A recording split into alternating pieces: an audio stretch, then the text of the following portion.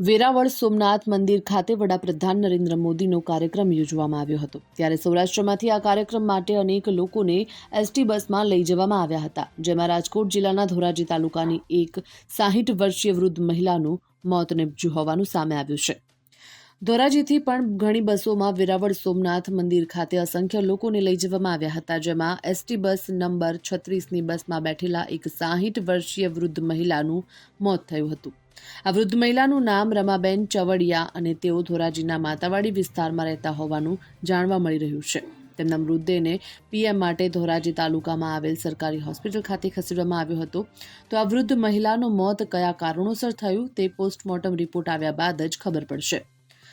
વધુમાં મળતી માહિતી મુજબ વેરાવળ સોમનાથ વડાપ્રધાન નરેન્દ્ર મોદીના કાર્યક્રમમાં આ મહિલા ગયા ત્યાં તેમના હૃદયના ધબકારા બંધ થતા તેવું અનુમાન લગાવવામાં આવ્યું હતું। દેશના વડાપ્રધાન નરેન્દ્ર મોદીની લાડકવાઈ બહેન મૃત્યુ પામેલ ત્યારે લોકમાંગ ઉઠી છે કે આ વૃદ્ધ મહિલા બહેનનું મૃત્યુ થયું હોવાથી તેમના પરિવારજનોને ₹50 લાખની આર્થિક સહાય ચૂકવવામાં આવે।